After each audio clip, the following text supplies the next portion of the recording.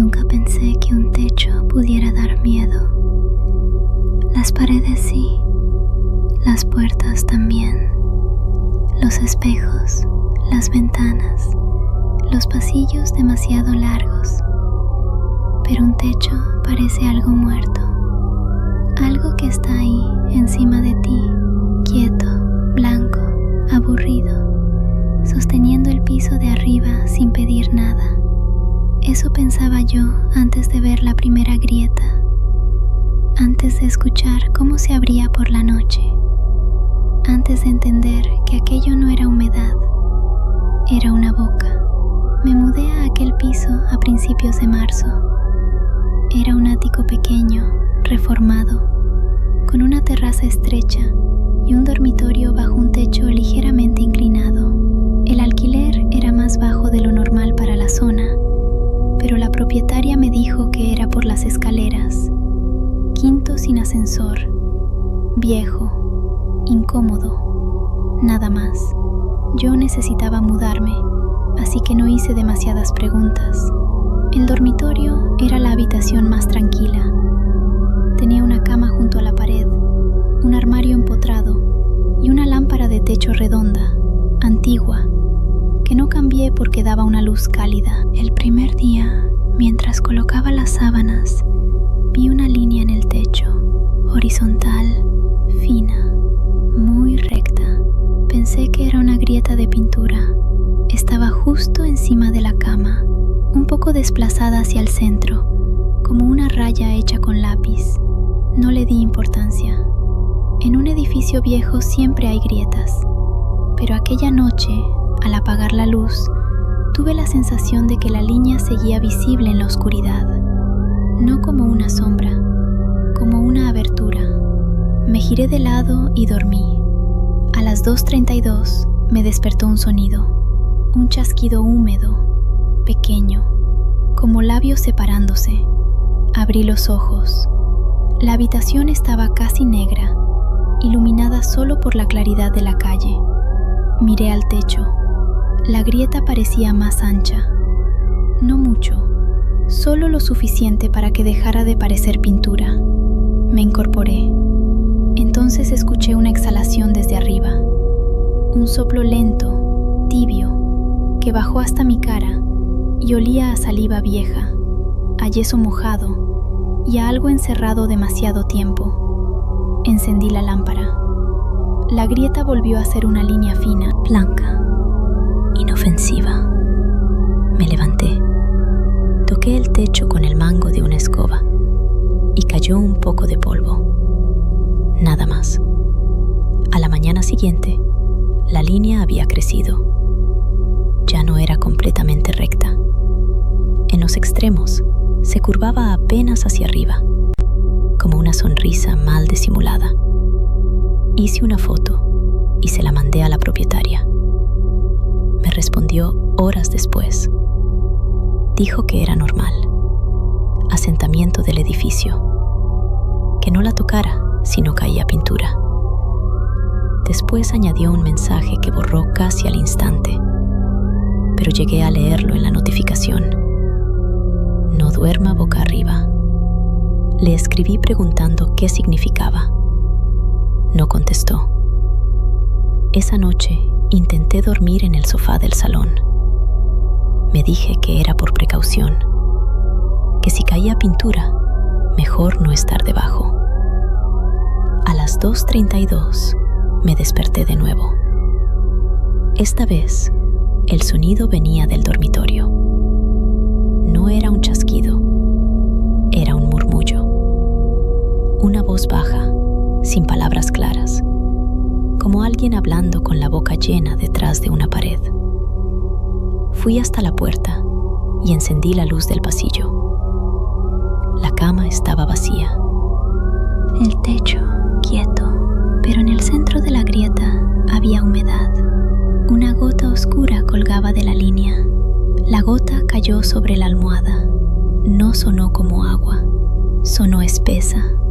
Me acerqué con asco y miedo. Sobre la funda blanca, la mancha formaba una letra, una O, no escrita, no dibujada, formada por saliva y polvo. La limpié con lejía, cambié las sábanas, cerré la puerta del dormitorio y volví al sofá. Al amanecer, la puerta del dormitorio estaba abierta. Sobre la almohada limpia había otra mancha. Esta vez eran 2 letras. Oye. No dormí en casa la noche siguiente. Fui a casa de una amiga y le dije que tenía humedad en el techo. No mencioné la palabra escrita. Dormí en su sofá, agotada. A las 2:32 desperté con la boca seca. Mi amiga estaba dormida. La casa en silencio. Entonces, desde el techo de su salón, escuché un susurro. No era fuerte, no era claro, pero dijo mi nombre. Miré hacia arriba. No había grieta, solo pintura lisa. Sin embargo, en el centro del techo apareció una línea húmeda, horizontal, abriéndose despacio, como si la casa copiara la forma de mi dormitorio. Me levanté, cogí mis cosas y volví a mi piso antes del amanecer. Prefería enfrentarme a la grieta original que verla nacer en otro lugar. Al llegar, encontré una carta bajo mi puerta, sin sobre, sin firma, solo una frase escrita con bolígrafo negro. Si ya pronunció tu nombre, no es humedad. Bajé a preguntar a la vecina del cuarto. Era una mujer mayor llamada Emilia, con manos temblorosas y ojos que parecían haber dormido poco durante muchos años. Al mencionar el techo, cerró la puerta a medias.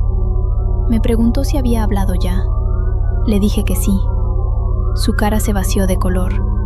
Me contó que, antes de la reforma, el ático había estado cerrado durante 12 años. Allí vivía un hombre solo, un profesor jubilado que apenas salía.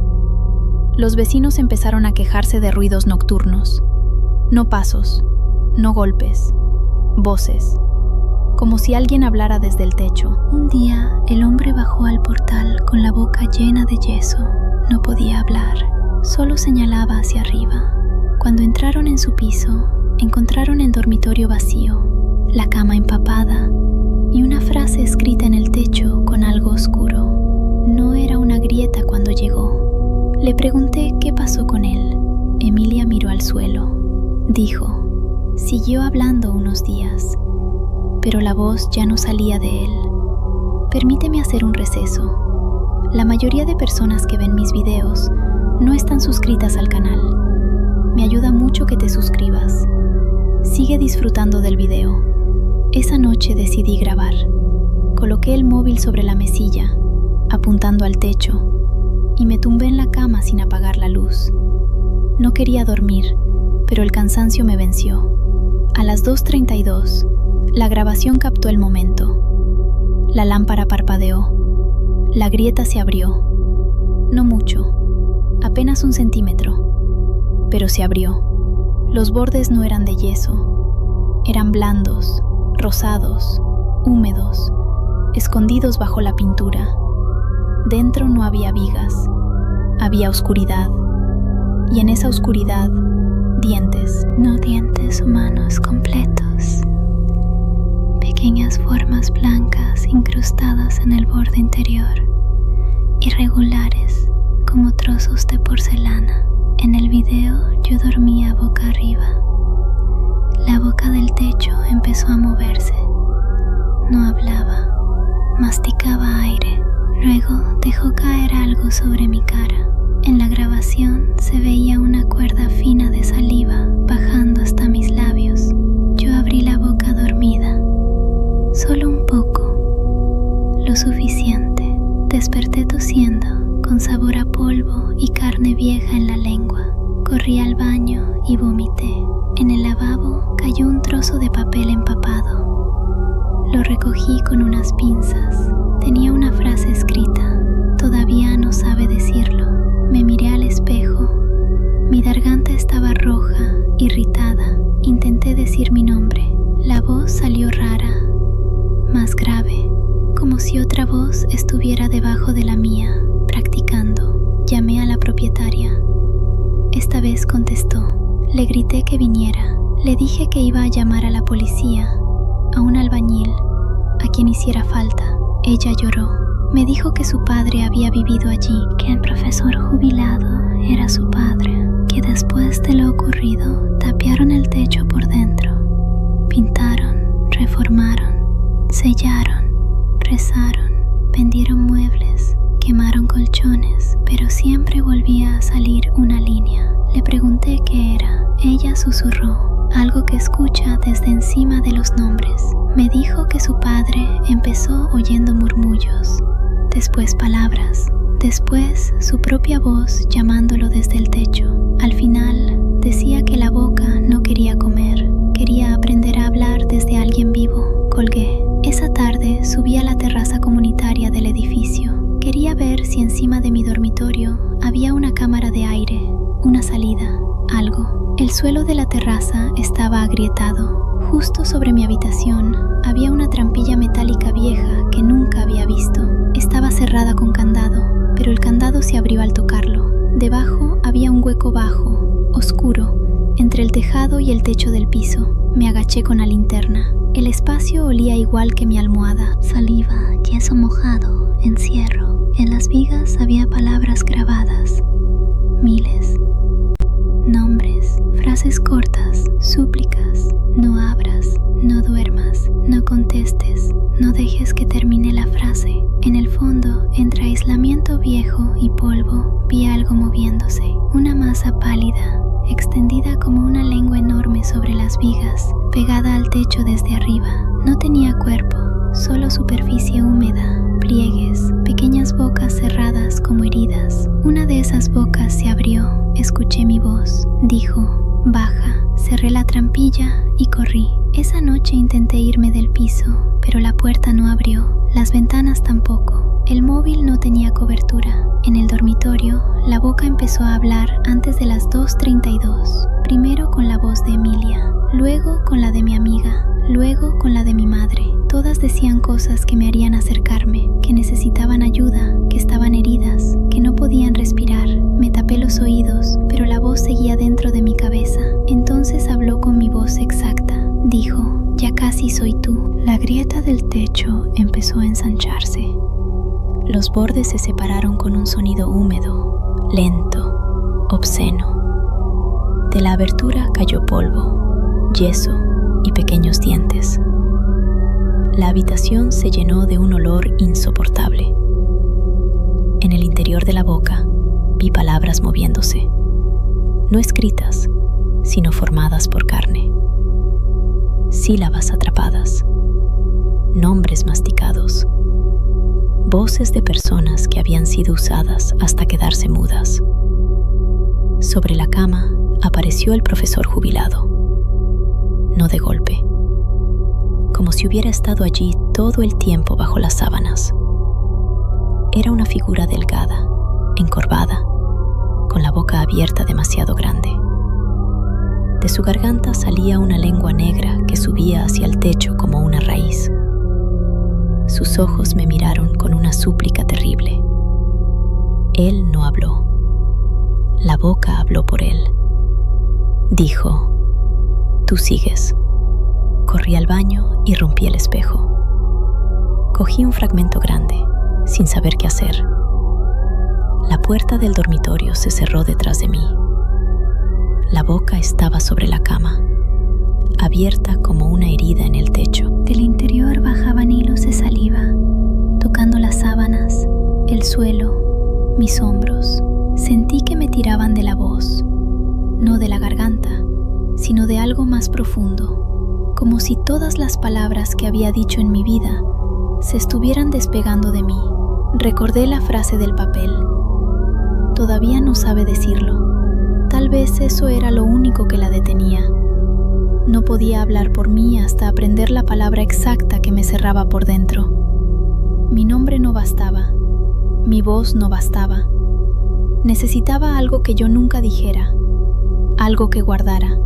Entonces la boca dijo una palabra que me hizo caer de rodillas. El nombre de mi hermano muerto. Un nombre que yo no pronunciaba desde hacía años. Lo dijo mal, casi bien, pero mal. Y eso me dio unos segundos. Permítame hacer un receso. La mayoría de personas que ven mis videos no están suscritas al canal. Me ayuda mucho que te suscribas. Sigue disfrutando del video. Subí a la cama con el cristal en la mano. La boca se abrió más, creyendo que me acercaba para escuchar. Vi dentro una profundidad imposible, una garganta hecha de techo, vigas, polvo y voces. Clavé el cristal en el borde blando. La boca chilló con todas las voces a la vez. Mi madre, Emilia, mi amiga, el profesor, mi propia voz. El techo se contrajo. De la abertura cayó una lluvia de dientes pequeños, trozos de yeso y papeles mojados con nombres escritos. Seguí cortando, llorando, hasta que algo se soltó desde arriba. Una masa pálida cayó sobre la cama, retorciéndose como una lengua arrancada. No murió. No sé si podía morir. Se arrastró hacia la pared, dejando un rastro oscuro. En el techo quedó un agujero negro, abierto hacia la cámara de aire. Desde allí, el profesor jubilado emitió un sonido sin voz, una exhalación de alivio. Luego se deshizo en polvo sobre las sábanas. La puerta del piso se abrió sola. Corrí sin coger nada. Pasé la noche en la escalera, junto a la puerta de Emilia. Ella no preguntó. Solo me dio agua y me dijo que no hablara hasta que amaneciera. Al día siguiente llegaron albañiles, la propietaria y un técnico. Rompieron parte del techo del dormitorio. No encontraron nada, solo humedad, aislamiento viejo y una colonia de hongos. Dijeron, hongos. Esa fue su explicación. Pero uno de los albañiles dejó el trabajo a media mañana. Lo vi vomitando en el portal. Cuando pasó junto a mí, susurró que había encontrado dientes entre las vigas. Dientes pequeños, como de leche. Me fui del piso esa misma semana.